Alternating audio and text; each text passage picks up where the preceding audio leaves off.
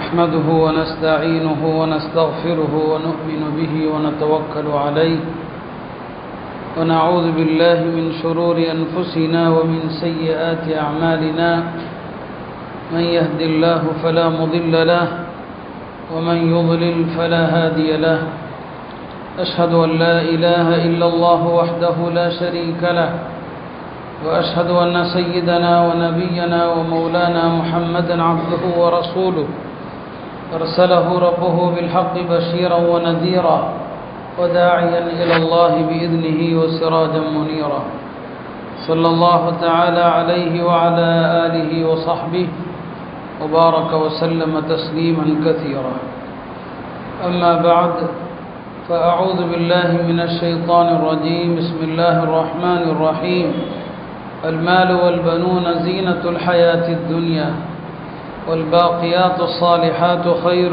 عند ربك ثوابا وخير أملا وقال النبي صلى الله عليه وسلم إذا مات ابن آدم انقطع عمله إلا من ثلاث صدقة جارية أو علم ينتفع به أو ولد صالح يدعو له أو كما قال صلى الله عليه وسلم கண்ணியம் நிறைந்த அல்லாஹ்வின் நல்லடியார்களே, ஒரு மனித வாழ்க்கையிலே முக்கியமானதொரு பருவம் அவனுடைய குழந்தை பருவம்.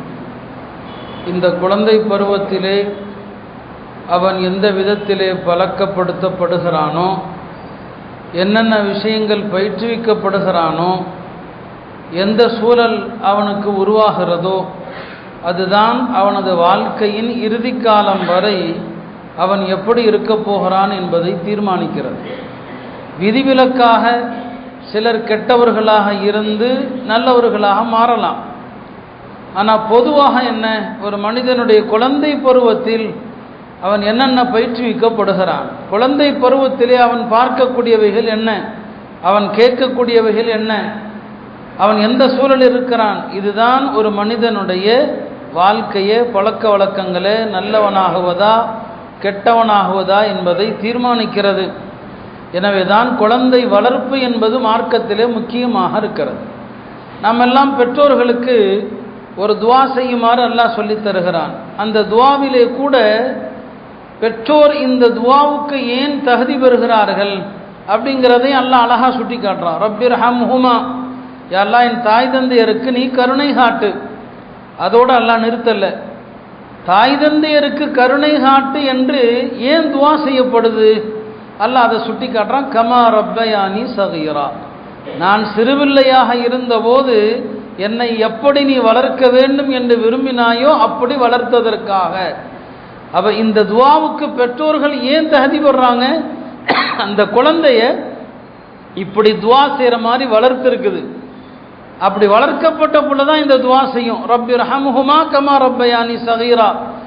இதில் ரெண்டையும் அல்லாஹ் சுட்டி காட்டிடுறான். நல்ல பிள்ளை பெற்றோருக்கு துவா செய்யும், பெற்றோருக்கு துவா செய்கிற பிள்ளைகளை உருவாக்கிய தாய் தந்தையர்கள் நல்லவர்கள். அதுதான் குர்ஆனுடைய அற்புதம். இந்த ஒரே வசனத்தில் அல்லாஹ் ரெண்டையும் சுட்டி காட்டுறான். அப்போ குழந்தைகள் நம்முடைய மிகப்பெரிய பொறுப்பு, நாம் ஏற்றிருக்கிற பொறுப்புகளில் பெரிய பொறுப்பு அதுதான்.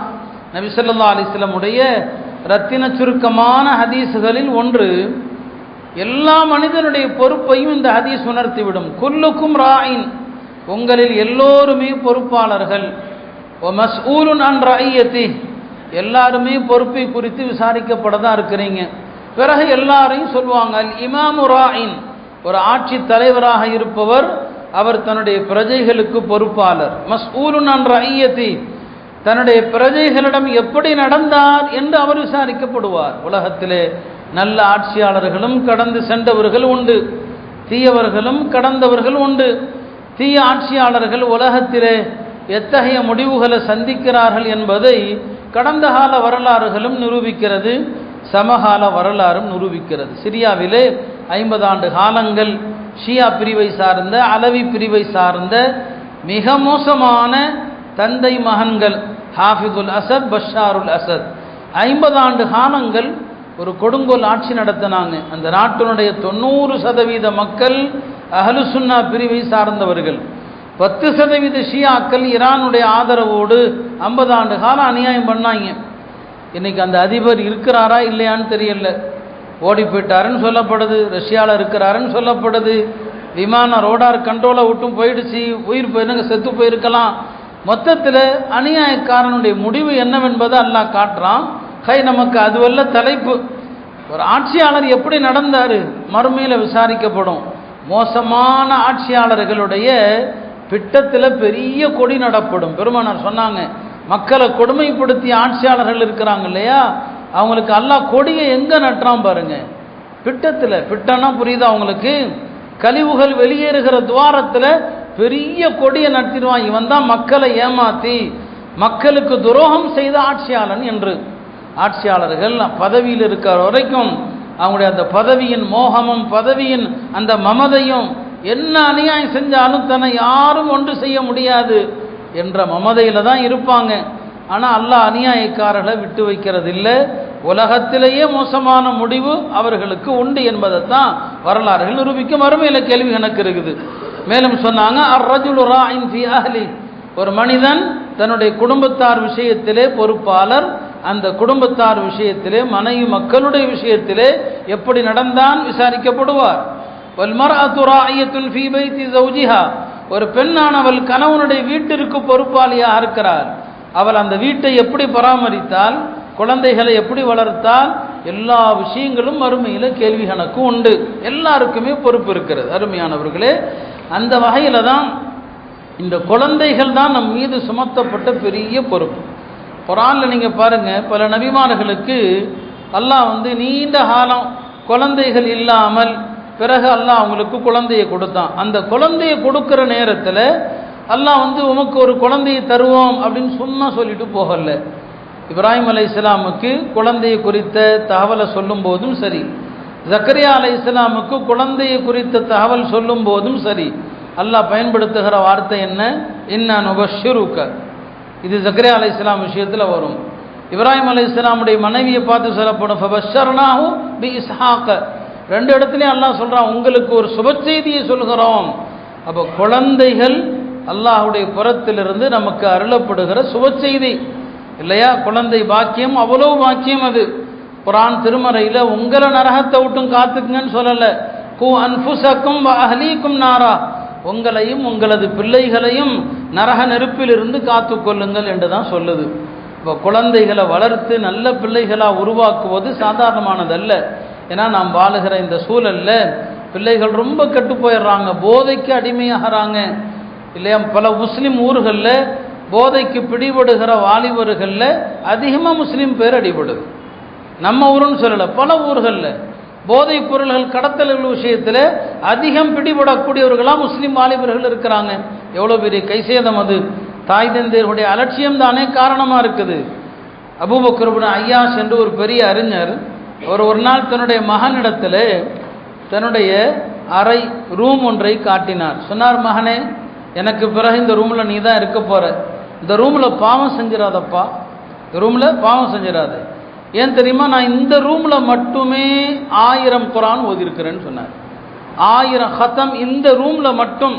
மொத்த குர்ஆனை சொல்லலை, பள்ளியாசல ஓதுனது மற்ற இடங்களில் ஓதுனதுலாம் கணக்கில் இல்லை. இந்த அறையில் நான் 1000 குர்ஆன் ஓதிருக்கிறேன். 1000 குர்ஆன் ஓதின இடத்துல நீ பாவம் செஞ்சு இந்த புனிதத்தை பாழாக்கிடாதுன்னு சொல்கிறார்.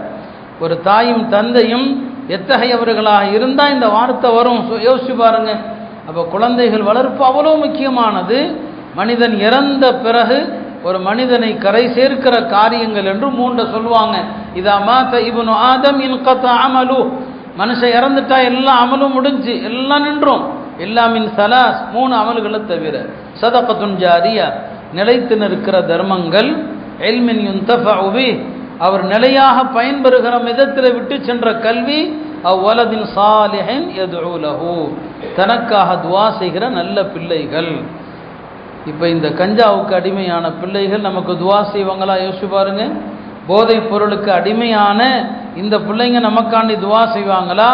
நாம் கபருக்கு போன பிறகு அல்லாஹ் என் தந்தையை மன்னித்து விடு என்று சொல்வார்களா? யோசிச்சு பாருங்க. எவ்வளவு மோசமான கலாச்சாரத்திற்கும் பழக்க வழக்கங்களுக்கும் இன்றைய தலைமுறை அடிமையாகிவிட்டதை நம்ம யோசிக்கணும். இந்த குழந்தை வளர்ப்பில் முதல்ல ஆரம்பமே எங்கிருந்து? குழந்தைகளுக்கு நல்ல தாயை தேர்வு செய்கிறது.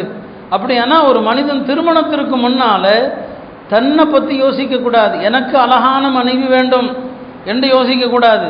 நாளை என் குழந்தைகளை நல்ல பிள்ளைகளாக உருவாக்கக்கூடிய தாய் வேண்டும். மனுஷன் அப்படி யோசிச்சான்னு சொன்னால் சமூகம் சீராயிடும். எல்லாருமே அழகா இருக்கணும் பெண்ணு, அவ்வளோதான். இந்த ஒற்றை குறிக்கோள் தான். உடல் சார்ந்த காமம் சார்ந்த ஒரே கோணத்தில் மட்டுமே திருமணத்தை பார்க்கப்படுது. பெருமானார் ஸல்லல்லாஹு அலைஹி சொல்லுவாங்க, அலஹா துன்கஹுல் மர்அத்து லி அர்பா, ஒரு பெண் 4 விஷயங்களுக்காக திருமணம் செய்யப்படுகிறார். லிமாலிஹா, சில பேர் அவருடைய செல்வத்திற்காக, லிஹசபிஹா, சில பேர் அவருடைய குடும்பத்திற்காக, ஒலி ஜமாலிஹா, சில பேர் அழகுக்காக கல்யாணம் பண்றான், ஒலி தீனிஹா, ஒரு சில பேர் தான் மார்க்கத்துக்காண்டி கல்யாணம் பண்றாங்க. ஃபக்ஃபர் பிதாத்தி தீன், இந்த ஹதீஸை யாரை பார்த்து சொன்னாங்களோ அந்த சஹாபி அபூ ஹுரைராட்ட சொல்லுவாங்க, அபூ ஹுரைரா, மார்க்கப்பற்றுள்ள பெண்ணை மணமுடித்து வெற்றி அடைந்துகொள் என்று நபி ஸல்லல்லாஹு அலைஹி சொன்னாங்க. அருமையானவர்களே, அப்போ ஒரு பெண்ணை கல்யாணம் செய்யும் போது எந்த நியத்து இருக்கணும், நாளைக்கு என் பிள்ளைகளை நல்ல முறையில் வளர்க்கக்கூடிய ஒரு பெண் இருக்கணும். வரலாறு நாமே நிறைய சொல்லியிருக்கிறோம். சலாஹுத்தீன் அய்யூபியுடைய தாய் தந்தையர் எப்படி இருந்தாங்க, அவங்க கல்யாணத்துக்கு முன்னால அந்த ஆணுக்கும் பெண்ணுக்குமான எண்ணம் என்ன, நாளை பைத்துல் மக்திஸை வெற்றி கொள்கிற ஒரு ஆண் குழந்தை எனக்கு பிறக்கணும். அப்படிதான் சலாஹுத்தீன் அய்யூபுடைய தந்தையும் நினைக்கிறாரு, அவங்களுடைய தாயும் நினைக்கிறாங்க. அல்லாஹ் அந்த 2 பேரையும் ஒரு அரசருடைய சபையில் சேர்ப்பான், அந்த 2 பேருக்கும் நிக்காஹ் நடக்கும். வாழ்க்கையில் எவ்வளோ பெரிய லட்சியங்கள் அவங்களுக்கு. இன்னைக்கு திருமணமாகிறவர்கள் அத்தகைய லட்சியங்களோடு திருமணம் செய்வது கிடையாது. அருமையானவர்களே, இஸ்லாத்தில் எந்த குழந்தையுமே வீணாக விட்டுறப்படக்கூடாது. எந்த குழந்தையானாலும் சரி. எந்த குழந்தைனா என்ன அர்த்தம், ஒரு பெண்மணி தவறு செஞ்சிட்டாங்க, அந்த பெண்ணுக்கே ஒரு குழந்தையும் உருவாயிடுச்சு இல்லையா, அது தவறான வழியில் பிறந்த உருவான குழந்தை தான். அந்த குழந்தையும் கலைக்க அனுமதி இல்லை. இஸ்லாமிய சட்டப்படி அந்த பெண் இஸ்லாமிய நாட்டில் இருந்தால் அந்த குழந்தையை பெறுகிற வரைக்கும் அவளுக்கே தண்டனை இல்லை.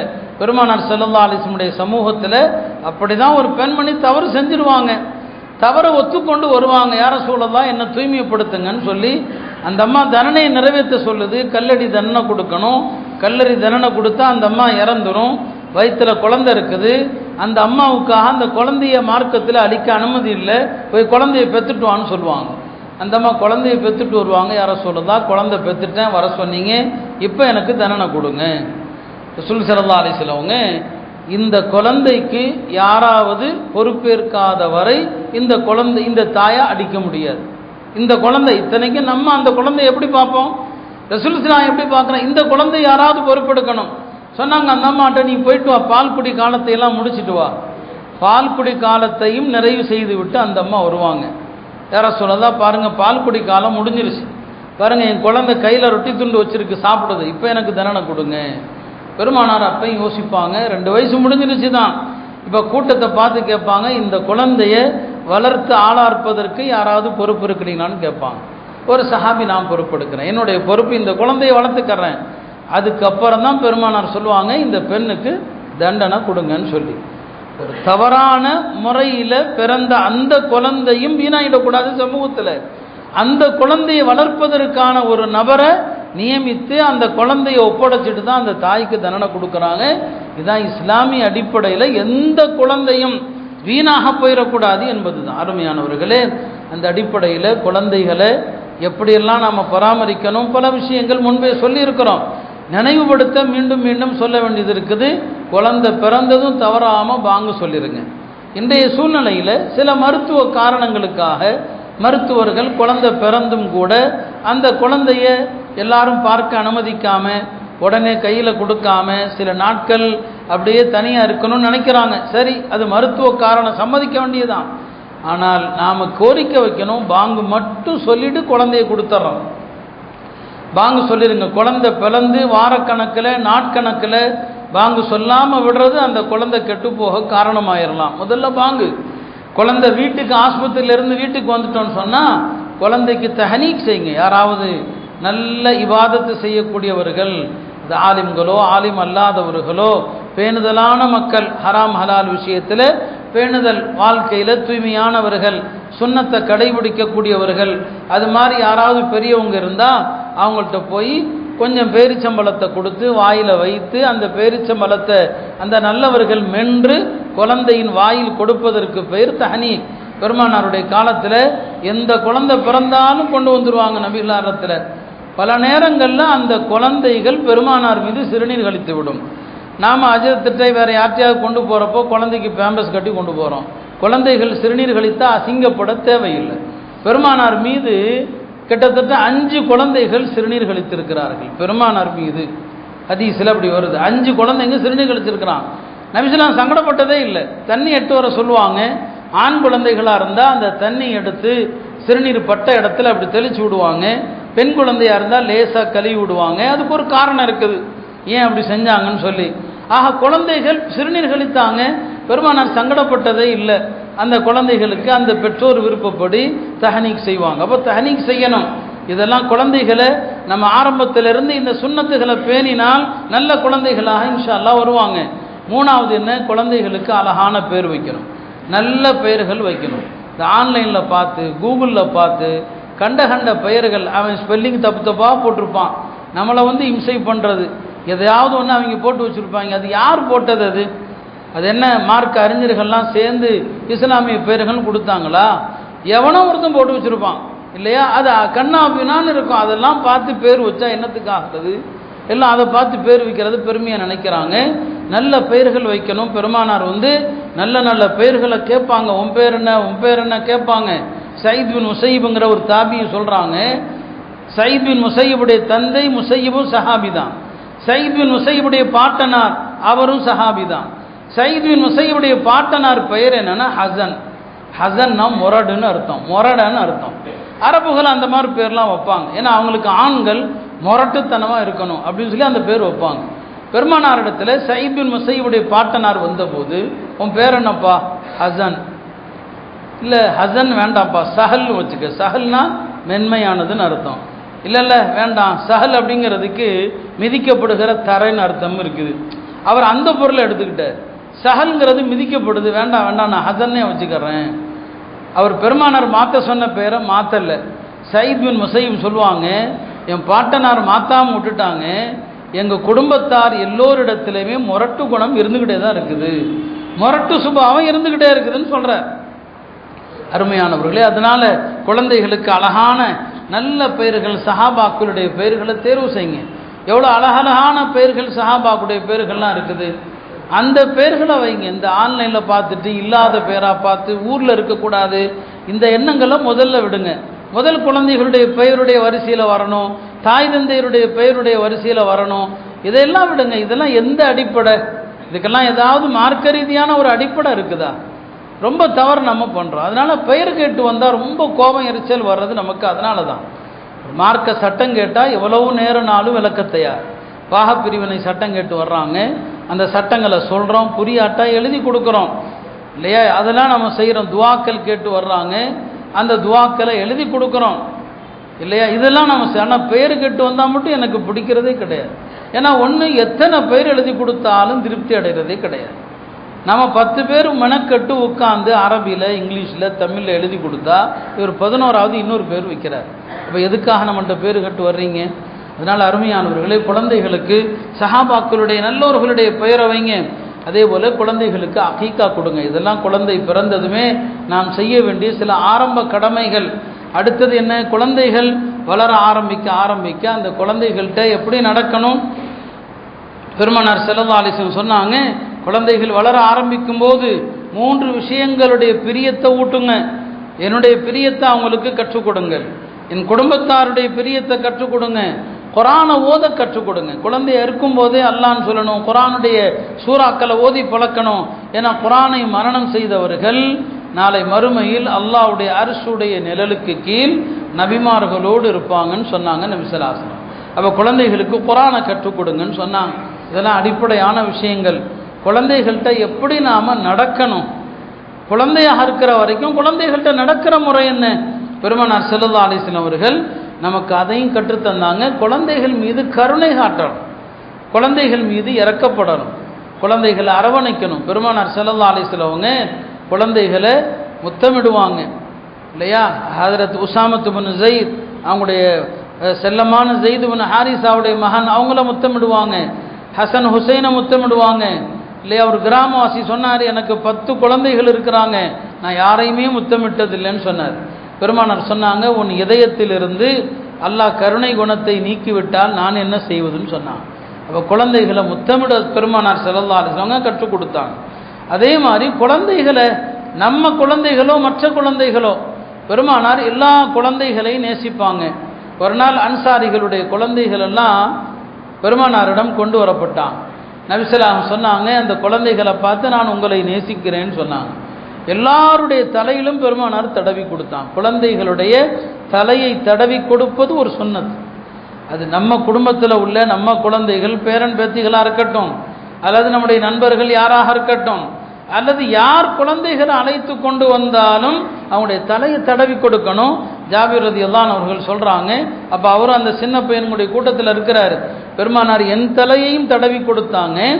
பெருமானாருடைய கரத்திலிருந்து வந்த நறுமணம் எப்படி இருந்துச்சுன்னா, ஒரு நறுமணம் வைக்கப்பட்ட ஒரு பாட்டிலில், ஒரு குடுவையில் ஒரு மனிதர் கையை முக்கி எடுத்தா எப்படி மணக்கும் அவர் சொல்கிறார். பெருமானாருடைய கரத்திலிருந்து வந்த மனம் எப்படி இருந்துச்சுன்னா, ஒரு நறுமண குடுவையில் கையை முக்குனா எப்படி இருக்கும் அப்படி இருந்துச்சுன்னு சொல்கிறார். இதெல்லாம் பெருமானாருடைய உடம்பிலிருந்து வரக்கூடிய மனம். எல்லாத்தையும் தடவி கொடுப்பாங்க நபி ஸல்லல்லாஹு அலைஹி வஸல்லம். மதீனால பேரிச்சம்பழங்கள் முதல்ல அறுவடை செஞ்சதும் பெருமானார்ட்ட கொண்டு வருவாங்க. 2 காரியங்கள் நபி ஸல்லல்லாஹு அலைஹி வஸல்லம் செய்வாங்க. ஒன்று துஆ செய்வாங்க, யா அல்லாஹ் இந்த அறுவடையில் பரக்கத்து செய். 2வது, குழந்தைகள் அங்கே யார் நிற்கிறாங்களோ முதல்ல அந்த குழந்தைகளை கூப்பிட்டு தான் அந்த பேரிச்சம்பழத்தை கொடுப்பாங்க. அந்த குழந்தைகளை அழைத்து தான் பேரிச்சம்பழத்தை பெருமானார் கொடுப்பாங்க. நபி ஸல்லல்லாஹு அலைஹி வஸல்லம் இன்னொரு சுன்னத் என்னன்னா, பயணத்திலிருந்து பெருமானார் திரும்பி வர்றாங்கன்னா பெருமானாரை வரவேற்பதற்கு குழந்தைகள் தான் நிறுத்தப்படணும், பெரியவங்க கிடையாது. அவங்க குடும்பத்தில் உள்ள சின்ன பிள்ளைங்களை எல்லாம் போய் நிறுத்திடுவாங்க எல்லாத்தையுமே. நபி ஸல்லல்லாஹு அலைஹி வஸல்லம் அந்த குழந்தைகளை வாகனத்தில் ஏற்றி கொண்டு அந்த குழந்தைகளோடு தான் மதீனாவுக்கு வருவாங்க. அந்த குழந்தைகளை அழைத்து கொண்டு தான் பெருமானார் ஸல்லல்லாஹு அலைஹி வஸல்லம் அவர்கள் மதீனாவுக்கு வருவாங்க. இதுதான் அவர்களுடைய பழக்கம். அருமையானவர்களே, நபி ஸல்லல்லாஹு அலைஹி வஸல்லம் அப்படியே வீதிகளில் போய் கொண்டிருந்தா சின்ன பசங்க விளையாடிட்டு இருப்பாங்க. அந்த சின்ன பசங்களை பார்த்தா அஸ்ஸலாமு அலைக்கும் யா சுபியான், சிறுவர்களே உங்கள் மீது சலாம் உண்டாகுக. சின்ன குழந்தைகளை கூப்பிட்டு அவர்களை அழைத்து பெருமானார் ஸல்லல்லாஹு அலைஹி வஸல்லம் அவர்கள் சலாம் சொல்லுவாங்க. எப்போதுமே அந்த குழந்தைகளிடத்தில் அவங்கள்ட்ட அன்பாக தான் இருப்பாங்க. குடும்பத்தில் யாராவது இறந்து அனாதைகள் ஆயிட்டார், பெருமானாருடைய சச்சா மகன் ஹஜ்ரத் அலியுடைய சகோதரர் ஜாஃபர் இப்னு அபி தாலிப், ஜாஃபர் ரலியல்லாஹு அன்ஹு அவர்கள் மீது பெருமானார் ரொம்ப பிரியமாக இருப்பாங்க. ஜாஃபர் பெருமானாரை போலவே இருப்பார், அச்சு அசல்ல. நபி ஸல்லல்லாஹு அலைஹி வஸல்லம் அவங்கள மாதிரி அப்படியே இருப்பார் ஜாஃபர். அவர் அபிசீனியாவிலிருந்து ஹிஜ்ரத் செய்து அங்கிருந்து மதீனா வந்த நேரத்தில் அவரை வரவேற்க பெருமானார் துள்ளி குதிச்சாங்க. அந்த நேரத்தில் ஹைபர் வெற்றி கொள்ளப்பட்ட நேரம்.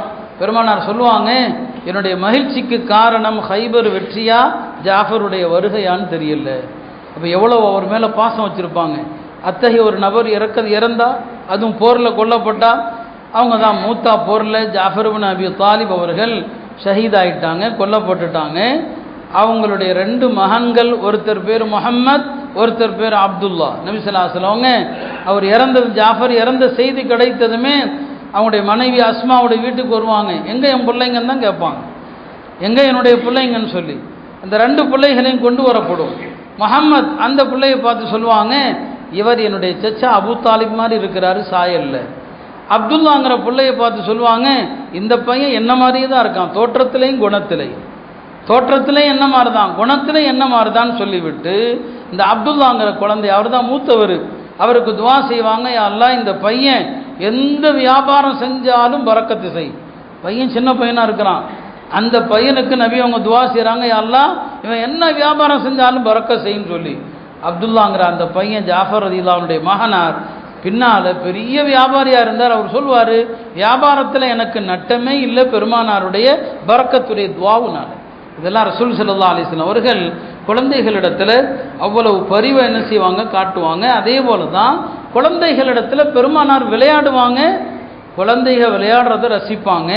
சயீத் இப்னு ஹாலிதுங்கிற ஒரு சஹாபி, அவருடைய சின்ன குழந்தை மகள், பெண் குழந்தை உம்மு ஹாலித், உம்மு ஹாலித் இந்த மாதிரி பெயர்கள்லாம் வைக்கணும். பெண் குழந்தையாக இருந்தால் உம்மு ஐமன் வைக்கிறது, உம்மு ஹாலிதுன்னு வைக்கிறது, உம்மு சலமான் வைக்கிறது, இதெல்லாம் நமக்கு பிடிக்கிறதே இல்லை. இந்த மாதிரி பேர்களெல்லாம் பழைய பெயர்கள் சீன்னு சொல்லிடுவோம்.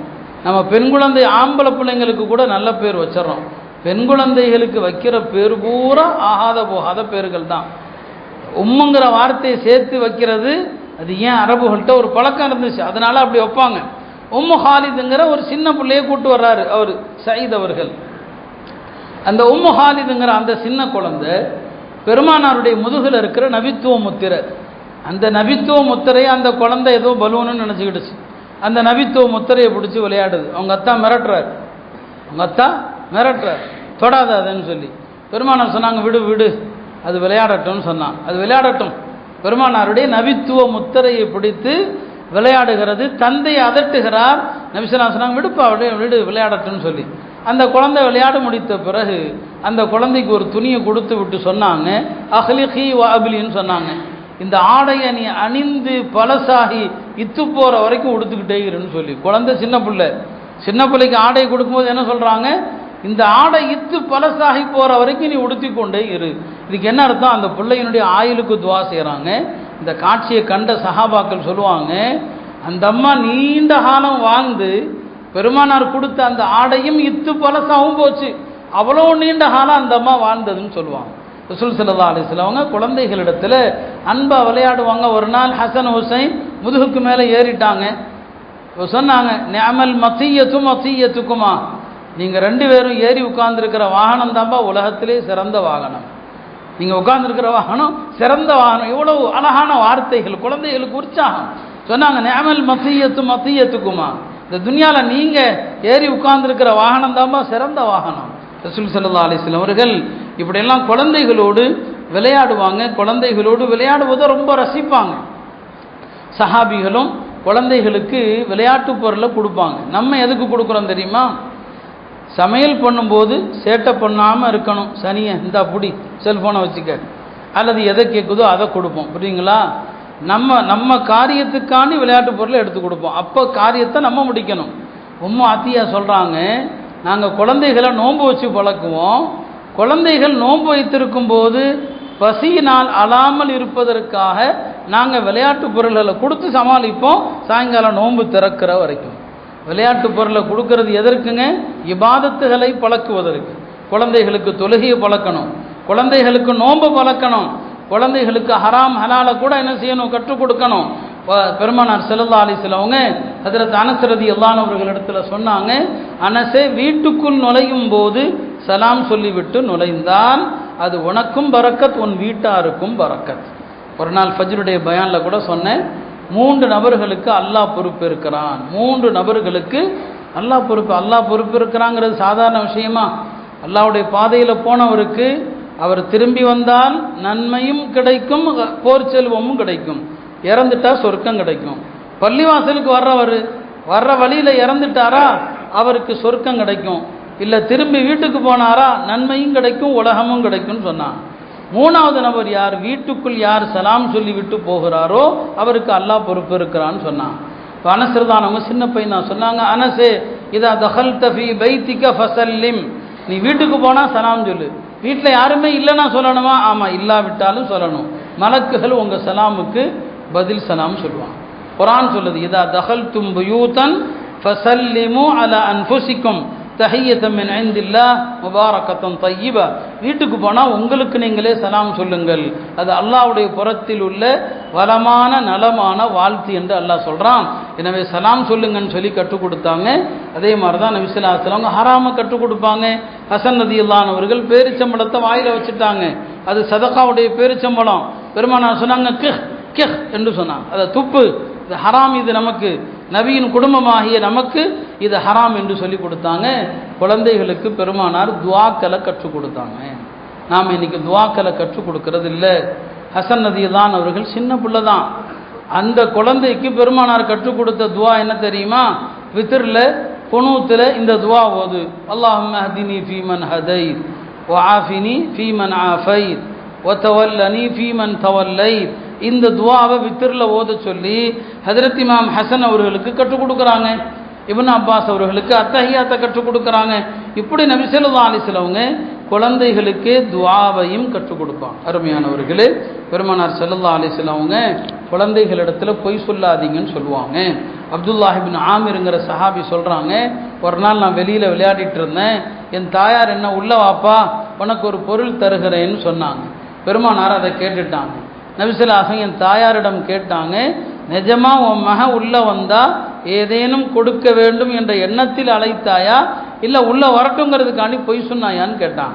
இல்லை யார சொல்லதான், நான் உள்ள மகனுக்காக பேரிச்சம்பழம் எடுத்து வச்சிருந்தேன், அதை கொடுக்க தான் கூப்பிட்டேன்னு சொல்லி சொன்னாங்க. ஒருவேளை கொடுக்குற எண்ணம் இல்லாமல் உள்ளவா உனக்கு ஒன்று தர்றேன்னு சொல்லி கூப்பிட்டுருந்தா அதுவும் உன் மீது பொய்க்குற்றமாக எழுதப்பட்டிருக்குன்னு சொன்னான். பெருமானார் ஸல்லல்லாஹு அலைஹி வஸல்லம் அவங்க குழந்தைகளுக்கு விளையாட்டு பொருள்களை கொடுக்க அனுமதி கொடுத்தான். சாதாரண விளையாட்டு பொருள்கள், குழந்தைகள் பறவைகளை வச்சு விளையாடலாம். அதற்கு அனசுடைய ஒரு சகோதரர், அவர் ஒரு பறவை வச்சிருந்தார், புல்புல் பறவை. அந்த பறவையை வச்சு அவர் விளையாடிட்டு இருப்பார். ஒரு நாள் பெருமானார் ஸல்லல்லாஹு அலைஹி வஸல்லம் அவங்க அனஸ் அவங்க வீட்டுக்கு வர்றாங்க. அனசுடைய தம்பி ரொம்ப சோகமாக இருக்கிறான். சோகமாக அப்போ மக்கள்கிட்ட வீட்டில் இருந்தவங்கள்ட்ட கேட்டாங்க, ஏன் இந்த பையன் சோகமாக இருக்கிறான்னு சொல்லி. இந்த பையன் வளர்த்த பறவை இறந்து போச்சுன்னு சொன்னான். இப்போ அந்த பையன்கிட்ட போய் தமாஷா கேட்பாங்க, யா அபா உமைர் மா ஃபஅலன் நுகைர், அபு உமைரு என்ன ஆச்சு, உன் பறவை என்ன ஆச்சுன்னு சொல்லி அந்த பையன்கிட்ட விளையாட்டாக பேசுனாங்க. அப்போ குழந்தைகளிடத்தில் பறவைகளை கொடுத்து விளையாட செய்யலாம் என்று தெரிகிறது. அடுத்து முக்கியமான விஷயம், குழந்தைகளுடைய பாரபட்சம் காட்டக்கூடாது. பெருமானார் ஸல்லல்லாஹு அலைஹி வஸல்லம் சொன்னாங்க, அல்லாஹ்வுடைய வலப்புறத்தில் ஒலியினால் ஆன ஒரு மேடை அமைக்கப்படும். அல்லாஹ்வுடைய வலப்புறத்தில் ஒலியினால் ஆன ஒரு மேடை, அந்த மேடையில் யார் அமர வைக்கப்படுவாங்க?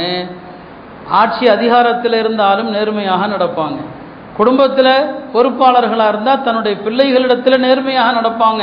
அவங்களுக்கு தான் அந்த மேடைன்னு சொல்லி பிள்ளைகளுக்கு ஒரு குழந்தைக்கு அன்பளிப்பு கொடுக்கறது, ஒரு கொலை கொடுக்காமல் இருக்கிறது, அதை மார்க்க வன்மையாக கண்டிக்கிறது. நுஅமான் இப்னு பஷீர் சொல்லுவாங்க, என் தாயார் என்னுடைய தந்தை இடத்துல எனக்காக ஒரு அன்பளிப்பு கொடுக்க சொன்னாங்க. அதுக்கு பெருமானாரை சாட்சியாக்க சொன்னாங்க. என் தந்தை பஷீர் அவர்களும் பெருமானாரிடம் யா ரசூலல்லாஹ், என் பையனுக்கு இந்த அன்பளிப்பு கொடுக்குறேன், நீங்கள் சாட்சியாக இருங்க. பெருமானார் கேட்பாங்க, உமக்கு வேறு பிள்ளைங்களாம் இருக்கிறாங்களான்னு சொல்லி. ஆம் யா ரசூலல்லாஹ் இருக்கிறாங்க. அவங்களுக்கெல்லாம் இந்த அன்பளிப்பு கொடுத்தியான்னு கேட்பாங்க. இல்லை கொடுக்கல. அப்படியான அநியாயத்துக்கு நான் சாட்சி சொல்ல மாட்டேன். எல்லா குழந்தைகள்கிட்டையும் சமமாக நடக்கணும், அநியாயம் செய்யக்கூடாது. ஒரு சஹாபி பெருமானாருடைய மஜ்லிஸில் இருக்கிறார். அவருடைய பையன் வர்றான். அந்த பையனை தூக்கி கொஞ்சறாரு, மடியில் உட்கார வைக்கிறார். கொஞ்ச நேரத்தில் பொம்பளை புள்ள வருது, அந்த குழந்தைய பக்கத்தில் உட்கார வைக்கிறாரு, கொஞ்சல்ல. நபி ஸல்லல்லாஹு அலைஹி வஸல்லம் சொன்னாங்க, மா அதல்த பைனகுமா, நீ ரெண்டு பேருக்கு மத்தியில் சமமாக நடக்கலன்னு சொன்னாங்க. உணர்வுகள், முத்தம் கொடுப்பதில் கூட பாரபட்சத்தை நபி ஸல்லல்லாஹு அலைஹி வஸல்லம் அவங்க வன்மையாக கண்டிச்சாங்க. குழந்தைகள்கிட்ட பாரபட்சம் காட்டக்கூடாது. இறுதியாக குழந்தைகளுக்கு எதிராக துவா செஞ்சிடாதீங்க. ஒரு ஹதீஸில் பெருமானார் சொன்னாங்க, லா ததுஉ அலா அன்ஃபுசிக்கும், உங்களுக்கு எதிராக துவா செய்யாதீங்க. வலா ததுஉ அலா அம்வாலிக்கும், உங்களுடைய செல்வங்களுக்கு எதிராக துவா செஞ்சிடாதீங்க. நம்ம வண்டி வாகனத்தை திட்டுறோமா இல்லையா, திடீர்னு எடுக்கலை, ஸ்டார்ட் ஆகலை, நாசமாக போகிற வண்டி, அதான் செல்வத்தை திட்டுறது. செல்வத்தை திட்டாதீங்க. வலா ததுஉ அலா அவுலாதிக்கும், உங்களது குழந்தைகளுக்கு எதிராக துவா செஞ்சிடாதீங்க. நீங்கள் இந்த உங்களுக்கு எதிராக, உங்கள் பொருள்களுக்கு எதிராக, உங்கள் குழந்தைகளுக்கு எதிராக துவா செய்கிற அந்த நேரம் துவா ஏற்றுக்கொள்ளப்படுகிற நேரமாக இருந்து விட்டால் அது அப்படியே பலித்து விடும் சொன்னாங்க. இதை நாம் பல முறை சொல்லியிருக்கிறோம். தாய்மார்கள் கோபத்தில் கூட குழந்தைகளுக்கு துவா தான் செய்யணும், நல்ல துவா செய்யணும். கெட்ட துவா, பத்வா செஞ்சிடக்கூடாது. இந்த பத்வா அந்த குழந்தைகள் சிறிய வயதில் இறக்க காரணமாகலாம், விபத்தில் அடிபட காரணமாகலாம். அதுதான் காரணம்னு சொல்லலை, அதுவும் காரணமாகலாம். எத்தனையோ நிகழ்வுகள் இருக்குது. எனவே நம்முடைய குழந்தைகள் மீது அன்பு செலுத்தி வளர்க்கணும். குழந்தைகளை எந்த நிலையிலுமே திட்டக்கூடாது. எல்லாம் அல்ல அல்லாஹ் மார்க்கம் விரும்பக்கூடிய விதத்திலே நம்முடைய குழந்தைகளை வளர்க்க அல்லாஹ் அருள் புரிவானாக. மழை காலமாக இருக்கிறது. மழை இல்லைன்னா என்ன செய்யணும், மழை வந்தால் என்ன செய்யணும், எல்லா விஷயத்தையும் மார்க்கம் கற்றுத்தருது. மழை பெய்யும் போது பெருமானார் துவா செய்வாங்க, சய்யிவன் நாஃபிஅன், யா அல்லாஹ் இதை பயனுள்ள மழையாக ஆக்குவாயாக. மழை பெய்யும் போது சொல்லணும், முத்திர்னா பிஃபதுலில்லா வரஹ்மத்தில்லா வரிஸ்கில்லா, அல்லாஹ்வுடைய அருளை கொண்டு, அல்லாஹ்வுடைய கருணையை கொண்டு, அல்லாஹ்வுடைய ரிஸ்கை கொண்டு எங்களுக்கு மழை பொழிஞ்சது. மழைக்கு காரணம் அது இதுன்னு சொல்லக்கூடாது. மழைக்கு வேறு காரணங்களை சொல்கிறவன் அல்லாஹ்வுக்கு என்ன வச்சுட்டான். அல்லாஹ்வுடைய அருளால் மழை பொழிந்தது, அல்லாஹ்வுடைய ரஹமத்தால் மழை பொழிந்தது, அல்லாஹுடைய ரிஸ்கால் மழை பொழிந்தது. முத்திர்னா பிஃபதுலில்லாஹி வரஹ்மத்தில்லாஹி வரிஸ்கில்லான்னு சொல்லுவாங்க. மழை ரொம்ப ஆபத்தாக போகிற மாதிரி இருக்குது, போதும், இதுக்கு மேலே ரொம்ப ஆபத்தாக போகுதா? அப்போ எதுக்கு தான் பெருமானார் சுன்னத்தில்லை கட்ட சொல்லித்தரல? மழை ஆபத்தாக போகிற மாதிரி இருந்தால் துவா செய்யணும். அல்லாஹும்ம ஜஅல்ஹா சூக்கியா ரஹ்மா, யா அல்லாஹ் இதை அருள்மலையாக ஆக்குவாயாக. லா சூக்கியா அதாபின், தண்டனையின் மலையாக ஆக்கிவிடாதே. வலா பலாயின், சோதனையின் மலையாக ஆக்கிவிடாதே. வலா மஹ்கின், அழிவின் மலையாக ஆக்கிவிடாதே. வலா ஹத்மின், கட்டடங்களை இடித்து தகர்க்கிற மலையாக ஆக்கிவிடாதே. வலா கர்கின், மக்களை மூழ்கடிக்கிற மலையாக ஆக்கிவிடாதே. அல்லாஹும்ம ஹவாலைனா, யா அல்லாஹ் இந்த மலையை சுற்றுப்புறங்களுக்கு திருப்பு. வலா அலைனா, எங்களுக்கு போதும். அல்லாஹும்ம அலா திராபி வல் ஆகாமி வ மனாபித்தி ஷஜரி வ புத்தூனில் அவுதியா, இந்த மலையை காடுகள், வனாந்தரங்கள், நீர்த்தேக்கங்கள், அந்த பகுதிக்கு யா அல்லாஹ் திருப்பி விடு. எவ்வளோ அழகான வழிமுறை! இதான் சொல்லுவாங்க, ஹைருல் ஹதி ஹதி முஹம்மதின் ஸல்லல்லாஹு அலைஹி வஸல்லம், வழிமுறைகளில் சிறந்தது பெருமானாருடைய வழிமுறை. ஒரு மலைக்கு எத்தனை வழிகாட்டுதல்! இவ்வளோ அழகான வழிகாட்டுதலை உலகத்தில் எந்த தலைவராவது சமூகத்துக்கு காட்டியிருப்பாரா? இதையெல்லாம் செய்வோம், மலை அதாபாக மாறாது இன்ஷா அல்லாஹ். எல்லாம் வல்ல அல்லாஹ் இந்த மலையை அருள்மலையாக ஆக்குவானாக, தண்டனையின் மலையாக ஆக்காமல் இருப்பானாக. அல்லாஹ் உலக நாடுகளில் முஸ்லிம்களுக்கு நல்லதை ஏற்படுத்துவானாக, பலஸ்தீன முஸ்லிம்களுக்கு உதவி செய்வானாக, சிரியாவில் நல்லாட்சி அமைய செய்வானாக, நமது மதரசாக்கள் பள்ளிகளை அல்லாஹ் பாதுகாப்பானாக.